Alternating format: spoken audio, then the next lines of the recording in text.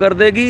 ये बीजेपी की पॉलिसी है और ये किसानों को भी इसी ढंग से आत्महत्या करने से रोकने की बजाय उनको बढ़ावा दे रही है और किसान मरने पे लगा हुआ है। मैं भाई साहब आज की डेट में बहुत शर्मिंदा हूँ, आम नागरिक हूँ, किसान का बेटा हूँ और परेशान हूँ।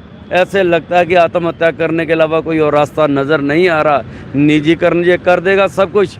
रेलवे 70 सालों में क्या रेलवे, जैसे मेरे एक साथी ने बोला कि 70 सालों में तो घाटे में नहीं थी। देश तो 70 सालों में मंगल ग्रह पे पहुंच गया, परमाणु शक्ति बन गई। क्या आज एक सिर्फ रफेल होगी?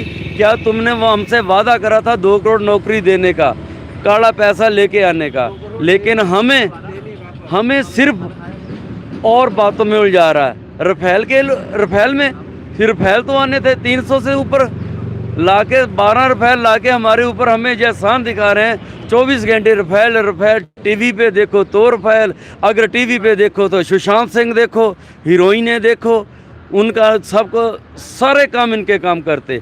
क्या बादल सरकार जो पंजाब के अंदर है, क्या उनके जो मेन मुख्यमंत्री का बेटा था, क्या वो नशा नहीं करता था? उनका जो दामाद था वो नशे का काम नहीं करता था? सारे लोग जो नशे के काम करते थे। इनका कोई दीन धर्म नहीं है। देश को ऐसे डुबो देंगे। जोड़ा लेके जाने वाली बात सच कहता है, वो लेके जाएगा। सर, जैसे कि बिजली विभाग है, अब उसे वो लगातार निजीकरण हो रही है।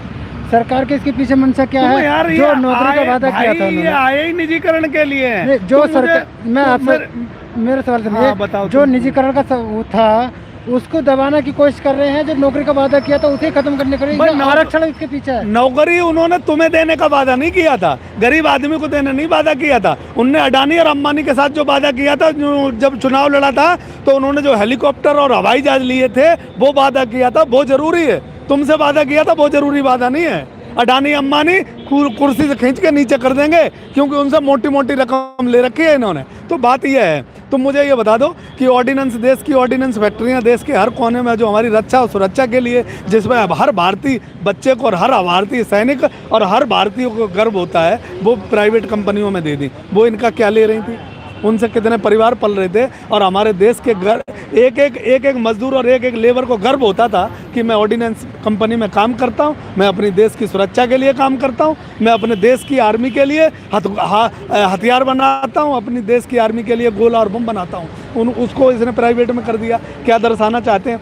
किसानों की बात करते हो, किसानों की मंडी इन्होंने सब प्राइवेट कर दी। अब किसानों को 35 कुंटल गेहूँ, नहीं आवाज़ सुनो, 35 कुंटल गेहूं किसान लाएगा और उसके 5 कुंटल गेहूं सरकारी रेट पर खरीदे जाएंगे और 30 कुंटल गेहूं जो है अडानी और अंबानी के रेट पर खरीदे जाएंगे। किसान आज मेरा समझ नहीं रहा है, वो किसान के साथ वो विश्वासघात करने जा रहे हैं ये कि दुनिया में अब किसान को रोने के अलावा दूसरा कोई चारा नहीं है। क्या आपको लगता है कि मतलब जो किसानों की फसलें हैं वो भी अडानी और अंबानी की? वो अडानी अंबानी, मैं बता रहा हूँ, रुझान आना शुरू हो गए। 35 कुंटल गेहूँ ऐसे लगता है? ऐसे लगता है कि अब देखो ना, 35 कुंटल गेहूँ किसान के खेत में उसमें लेके गया, 5 कुंटल गेहूँ के तो सरकारी रेट लगेंगे और 30 कुंटल गेहूँ का अडानी और अंबानी वाला रेट लगेगा। जो अडानी कहेगा, जो अंबानी कहेगा, जो उद्योगपति कहेगा वो रेट लगेंगे। यानी कि 1800 रुपये खरीदा जाएगा 5 कुंटल और जो तुम्हारा 30 कुंटल गेहूँ है वो तुम्हारा 1200 रुपये खरीदा जाएगा।